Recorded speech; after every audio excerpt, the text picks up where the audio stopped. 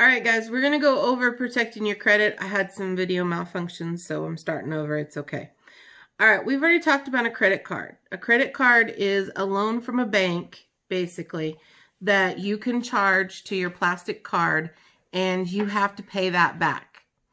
A loan is where they actually give you the money. Now, if it's a car loan, they're not going to give the money to you. They're going to give the money to the car company, and you get the car.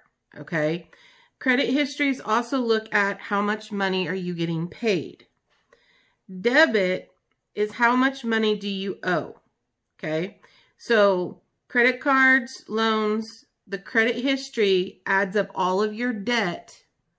And then they look at how much your pay is. They look at how often do you pay? Do you pay on time? Are you paying late? All of these things factor into your credit history. You guys won't have credit history until you get to be about 18 years old. When you start going out and you get a job, that's a start. Then if you get a credit card or if you get a loan for a car or something, that will start your credit history. Okay, let's look at this problem down here. Raphael's older brother has applied for a bank loan to buy a jet ski. Each statement below tells something about the brother's credit history. Decide whether the bank would regard each statement as a positive or a negative. So a positive is a good thing on your credit report. A negative is a bad thing on your credit report. We have to factor in deciding whether to approve a loan application. So if he's paying his credit balance monthly, that means he's paying it off every month. He may have only charged $75 that month. He pays off $75. And he's paying it on time. This is a positive. This is what credit bureaus want to see. This is what credit card companies, banks that are giving you loans, this is what they want to see on your credit report, okay? Recently lost his job and is looking for work. This would definitely be a negative because if he's lost his job, he's not going to have a very easy time paying his bills. He is currently repaying student loans and a loan to start a business. Well, let's see. He doesn't have a job. He's already repaying student loans and he has a loan to start a business. Most credit companies, banks, are going to look at this as a negative because he already has 2 loans that he's paying on.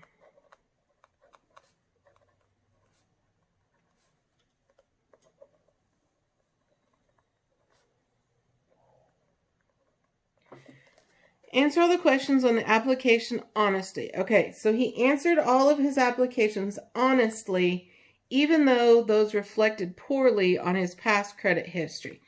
Even though they're bad things that have been on his credit history, they're going to look at this as a positive. At least he didn't try to sneak stuff by or he didn't lie about his income or anything like this. So they're going to look at this as a positive because he was honest. Okay? Okay, I'm going to turn my page. Let me adjust my camera a little bit.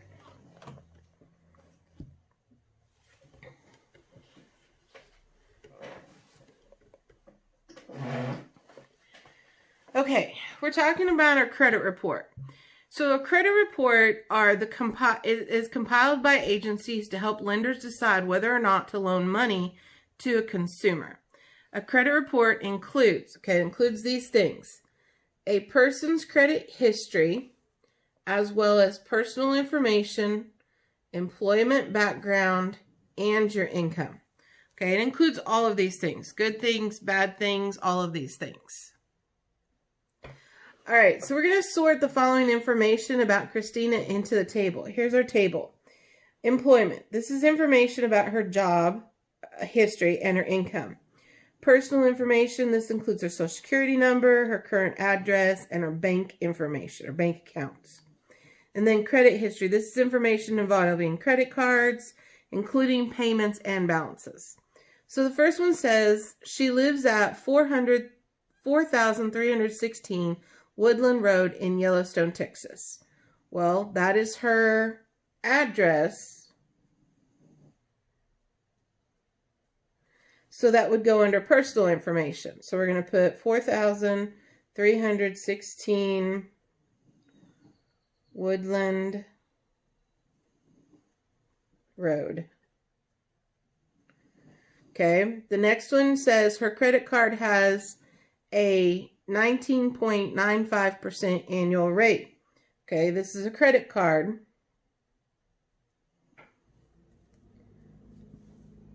So it's going to go under credit history. Annual means yearly. Okay, so credit card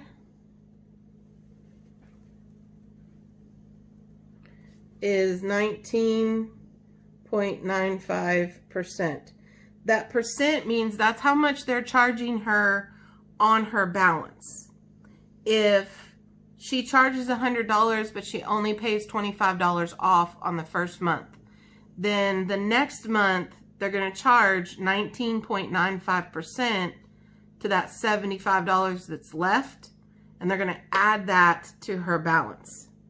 She currently has a balance of $1,965 on her credit. So again, this is a credit. So we're going to go over here. We're going to write the balance is $1,956. Her Social Security number is, so this is personal. Social Security is 1, 2, 3, 4, 5, 6, 7, 8, 9. She has a checking account and a savings account at Yellowstone Bank. So this is, again, this is personal. This is her bank information. So let's see, checking account. She has a checking and a savings account.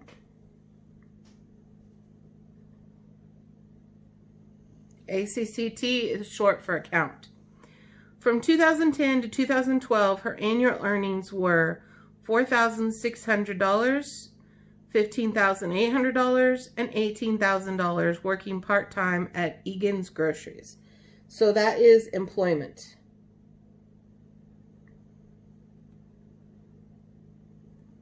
Okay, so we've got $14,600, $15,800, and $18,000 at Egan's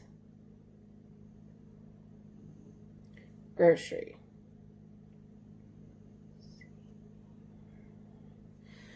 She was 1 week late on her May payment. This is credit. So she has 1 late payment. Jason made several late payments on his credit card 4 years ago. What effect does this have on his credit report now?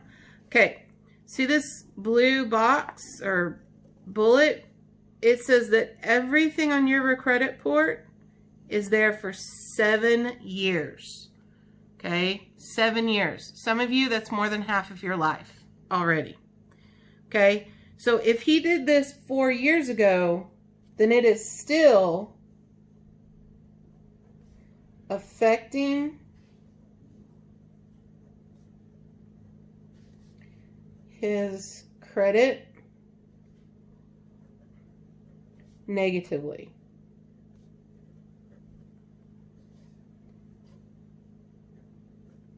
Okay, and it's going to do that for 3 more years. Okay.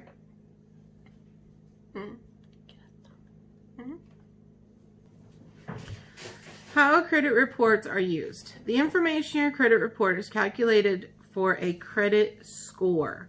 You might have heard your parents talk about their credit score. They have a good credit score, they have a bad credit score, something like this. It usually ranges from somewhere in the 500s to, I think, 850 or 900.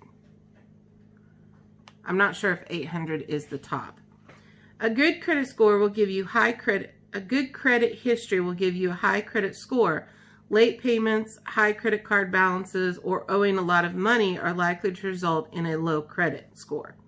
Lenders use credit scores to decide whether to give you a loan or a credit card. Your credit score can also affect your interest rate. Okay, when you get a loan or you get a credit card, there's always an interest rate. They're going to charge you money on the money they loaned you. Based on your credit score, you can get a good interest rate or a bad interest rate. It just depends. You have to pay for the loan or credit card. So here's our example. Credit histories for Deanna and Ariel are given below. One received a credit score of 760, which is considered an excellent credit score by most lenders. The other received a credit score of 590, which is considered a poor credit score for many lenders. Match the person with the score. Okay, so Deanna has a monthly income of $3,200. She has worked at her job for 8 months. Her monthly debt is $300 on a car loan, $180 on a credit card, and $300 on a student loan. Late payments, she's had 3 times on her credit card. So she's had 3 late payments. She's only been at her job for 8 months. Her income is $3,200. And then this is her monthly debt. Ariel, monthly income, $2,250. But she has been, this is key, she has been at that job for 4 years. Her monthly debit is $445 on a credit card, and she's been late 0 times. So what this is going to do is we're going to compare your monthly debt with your monthly income, okay? So the debt goes on top. This is her car payment, this is her credit card payment, this is her student loan payment. This is her income, okay? Her income is on the bottom. So when we add 350 plus 180 plus 300, we get 830.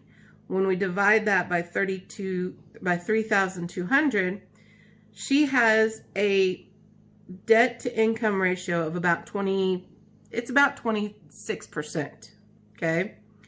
Ariel has only got debt of $45 a month, but she makes $2,250, which means hers is only 2%.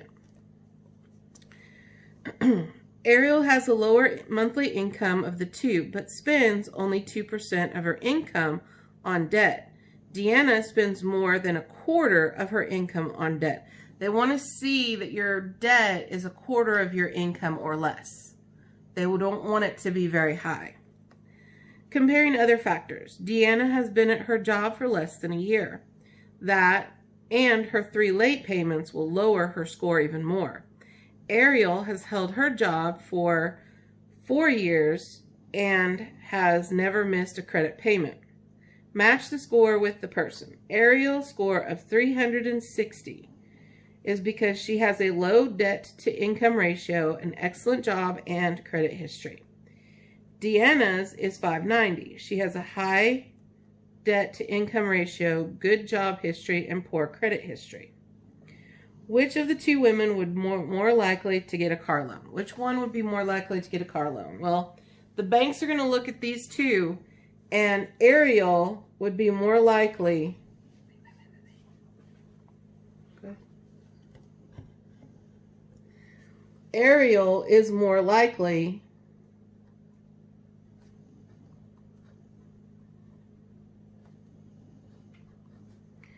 to get the loan.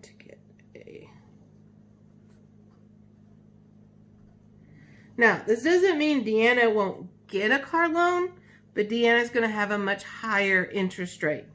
Her payments are going to be more. She may even have to pay a down payment, whereas Ariel may not have to put anything down, and she's going to get a lower interest rate.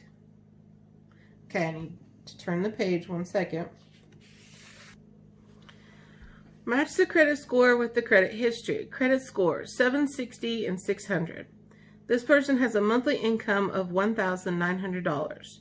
The credit card payments are $48.